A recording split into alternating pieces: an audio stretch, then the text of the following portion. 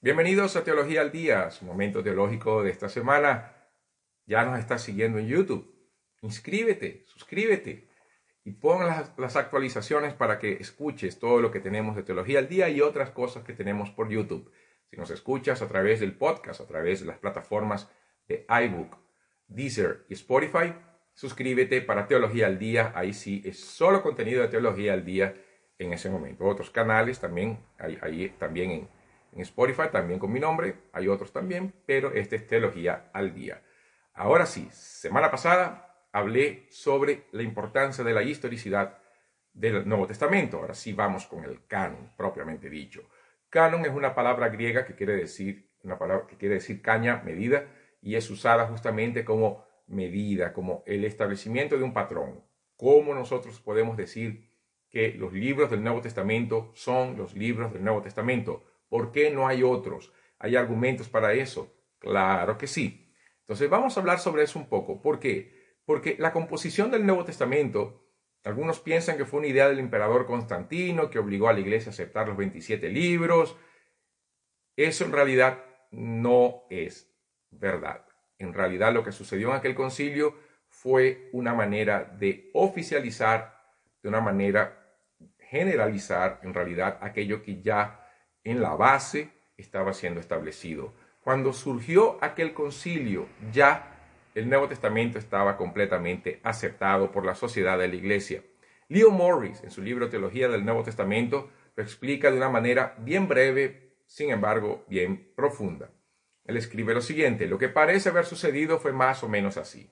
Algunos fieles están perplejos porque están descubriendo que en algunas iglesias libros como Segunda y Tercera de Juan son leídos como sagradas escrituras, al contrario de lo que sucede en otras iglesias. Algunos están leyendo libros como Primera de Clemente, que también fue un libro un poco después de Apocalipsis.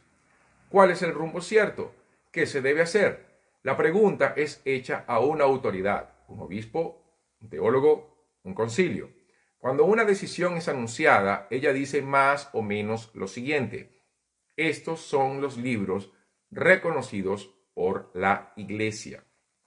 Cuando Atanasio, por ejemplo, a quien le debemos mucho, no solamente aquí, sino también en la teología de la Trinidad, presentó su conocida lista de libros del Nuevo Testamento, que fue la primera lista con los 27 libros que usamos hoy.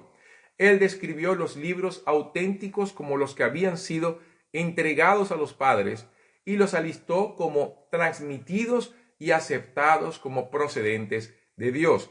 Él no decretó que de ahí en adelante serían declarados canónicos. Él dijo que habían sido siempre recibidos como tales y la fórmula siempre fue parecida con ello. Ningún cristiano o grupo de cristianos parece alguna vez haber asumido la posición de autoridad para agregar algún libro a su iglesia, a la lista, perdón, o sacar alguno de ella.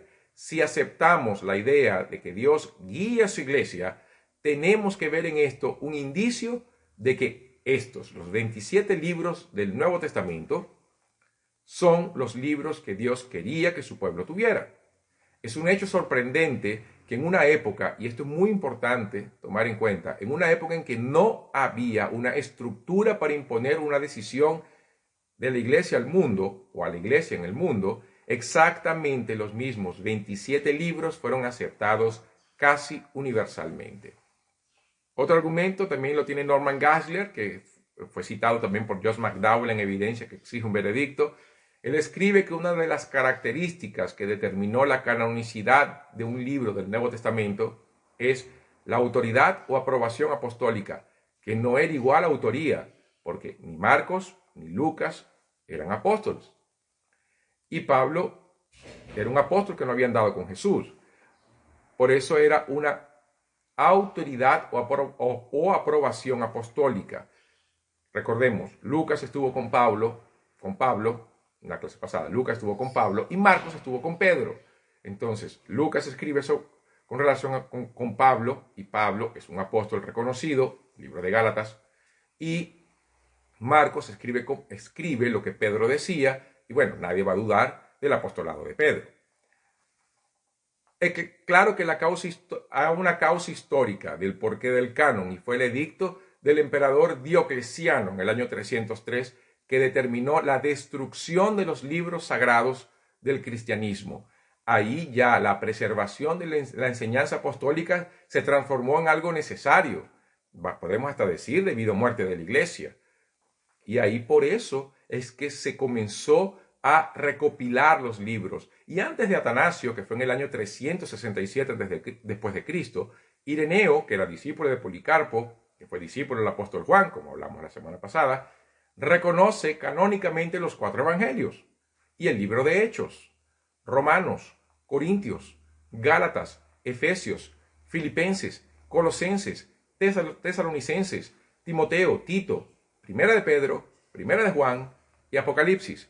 El concilio de Hipona en el 393, de acuerdo con F. Bruce, elaboró una lista de los 27 libros del Nuevo Testamento, no confiriéndoles ninguna autoridad que ya no poseyeran, sino que simplemente se registró la canonicidad previamente establecida.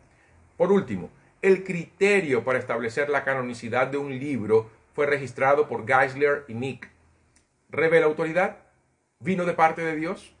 El libro viene con un auténtico "así dice el Señor", es profético.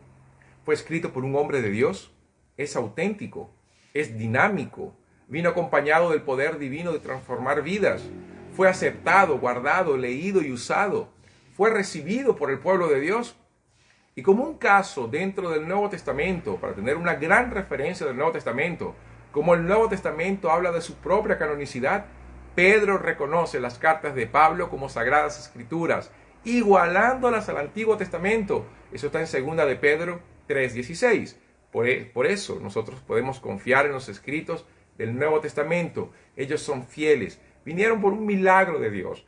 Toda la iglesia en su uso fueron aceptando esos libros y entendiendo que eran palabras de Dios, que cada uno de esos libros era parte de las Sagradas Escrituras y que necesitaban estar juntos para la edificación de la iglesia.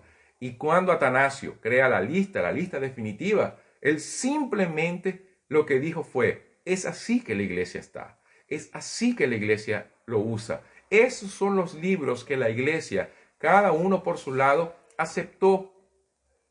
Y eso es lo maravilloso del canon. No fue un concilio que los estableció, no hubo una lista forzada, fue aceptar aquello que ya estaba siendo usado. Por eso, los libros que tengan una característica más de griego copto o de la iglesia copta, como los casos de los evangelios apócrifos, no tienen autoridad apostólica porque no se sabe quién fue el autor, no hay un nombre al autor, no hay una referencia al autor, fueron escritos en épocas posteriores, no fueron discípulos de Jesús porque usaron un griego que no era el griego normal, no era el griego koiné, era un griego copto usado principalmente por religiones que practicaban el gnosticismo, que era un misticismo de aquella época, y quién sabe en otro momento podamos conversar sobre el gnosticismo, que dio mucho problema a la iglesia en los primeros siglos. Podemos confiar en el Nuevo Testamento. Los 27 libros del Nuevo Testamento son los libros que Dios quería que tuviéramos. Los 39 libros del Antiguo Testamento son los libros que Dios quería que tuviéramos. Los 66 libros de la Biblia son los libros que Dios quería que tuviéramos. Ellos, la Biblia como un todo, los 66 libros son la palabra de Dios para nosotros. Las cartas de Clemente todavía están, el Didaqué todavía están. Hay otros libros del periodo patrístico que también están con nosotros, que sirven, son buenas referencias, pero nunca se igualarán a los escritos sagrados. El caso de Hebreos es un caso bien interesante porque no tiene autor, pero la autoridad apostólica es tan fuerte que era difícil no colocarlo dentro del canon, principalmente por el asunto que él habla, esa supremacía de Cristo sobre Moisés, sobre los ángeles, sobre Moisés, sobre el sacrificio y el orden de Melquisedec, la nueva orden de Jesús sobre la orden levítica. Maravilloso libro de Hebreos, sacrificio de Jesús, propiciación. La esencia de la causa del sacrificio de Jesús está en el libro de Hebreos, imposible no leerlo.